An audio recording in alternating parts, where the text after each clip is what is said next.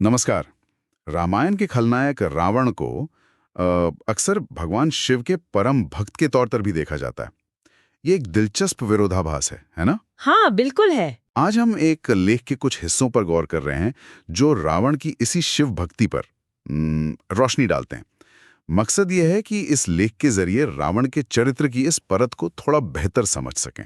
तो चलिए शुरू करते हैं ये पड़ताल। हाँ, और दिलचस्प बात ये है कि ये लेख कैसे दिखाता है कि एक ही व्यक्ति के अंदर कितने विरोधाभास हो सकते हैं। मतलब कोई अपने कर्मों के लिए जाना जाए और साथ ही उसमें गहरी आस्था भी हो। आज की बातचीत इसी बारीकी को समझने की कोशिश करेगी जैसा इस लेख में बताया गया है। अच्छा, तो लेख के अनुसार रावण की सबसे बड़ी इच्छा थी सबसे शक्तिशाली बनना, और इसके लिए उसने ठानी भगवान शिव की कठिन तपस्या करने की। वो कैलाश पर्वत गया और अपनी साधना शुरू की। जी। कई सालों तक रावण ने ध्यान लगाया, प्रार्थनाएं की और पूरी लगन से शिव मंत्रों का जाप किया। तपस्या इतनी कठोर थी कि वो अपने 10 सिरों में से एक-एक करके चढ़ाता गया। हाँ, ये तो बहुत तीव्र साधना थी। 9 सिर चढ़ाने के बाद जैसे ही वो अपना 10वां और आखिरी सिर चढ़ाने वाला था, तभी भगवान शिव प्रकट हुए। बिल्कुल। रावण की इस लगन और त्याग को देखकर शिव प्रसन्न हुए। उन्होंने रावण को रोका, उसके सारे सिर लौटा दिए और वरदान मांगने को कहा। तो क्या मांगा रावण ने? रावण ने मांगा अपार शक्ति, वेदों का पूरा ज्ञान और वो आत्मलिंग। आत्मलिंग? हाँ, ये आत्मलिंग, जैसा लेख में संकेत है, शिव के साक्षात ऊर्जा स्वरूप या प्रतीक का एक बहुत शक्तिशाली रूप था। तो क्या ये वरदान मिलते ही रावण में कोई बदलाव आया या उसका स्वभाव वो वैसा ही रहा? देखिए, लेख इस बात पे जोर देता है कि शक्ति तो मिली, पर शायद अहंकार भी साथ आया।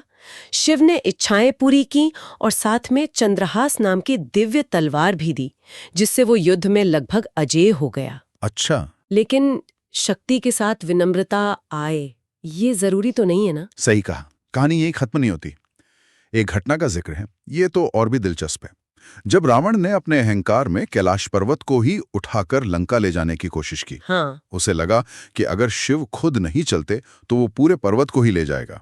सोचिए जरा। जी, ये उसके अहंकार का प्रमाण था। शिव ने जब ये देखा तो बस अपने पैर के अंगूठे से पर्वत को जरा सा दबा दिया और रावण वहीं पर्वत के नीचे फंस गया। हाँ, बुरी तरह फंस गया। दर्द से कराहने लगा, पर मदद मांगने के बजाय उसने उसी पीड़ा में शिव तांडव स्तोत्र की रचना की और गाया। जी, शिव की महिमा और उनके ब्रह्मांडीय नृत्य का अद्भुत गुणगान। उसी हालत में? हाँ, उसी हालत में। और इस स्तुति ने काम किया।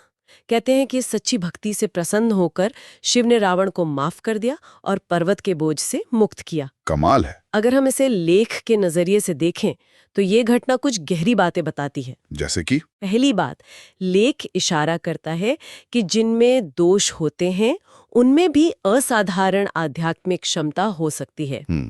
दूसरी, सच्ची भक्ति शायद लेन देन से परे होती है। यहाँ ये भी सामने आता है कि रावण की भक्ति अक्सर किसी मकसद से जुड़ी थी। मतलब शक्ति पाने के लिए तपस्या? हाँ, और मुसीबत में पड़ने पर माफी के लिए स्तुति। ये भक्ति की शर्तों पर सोचने को मजबूर करता है ना? हाँ, ये बात तो है। और शायद सबसे अहम बात, अहंकार और भक्ति का टकराव। बिल्कुल। रावण ज्ञानी था, भक्त था, पर उसका अहंकार वो बार बार उसकी आध्यात्मिकता पर हावी हो जाता था। हाँ, जैसा कैलाश वाली घटना दिखाती है, वो टकराव साफ है। तो इस सब का क्या मतलब निकालें? तो इस विश्लेषण से जो मुख्य बातें निकल कर आती हैं वो है रावण की शिव के प्रति तीव्र भक्ति, मगर शायद शर्तों पर आधारित। हाँ। उसे मिले वरदान और उनकी दोधारी प्रकृति। सही। कैलाश पर्वत वाली घटना जो अहंकार और भक्ति के बीच का तनाव दिखाती है, और ये सबक कि सच्ची भक्ति शायद निस्वार्थ होती है। हाँ, ये पहलू रावण के चरित्र को वाकई बहुत जटिल बना देते हैं। वो सिर्फ खलनायक नहीं था। बिल्कुल। और यहीं पर एक विचार छोड़ जाते हैं सोचने के लिए। ये कहानी दिखाती है कि जिन चरित्रों को हम अक्सर सिर्फ बुरा मान लेते हैं, उनमें भी गहरी आध्यात्मिक संभावनाएं हो सकती हैं।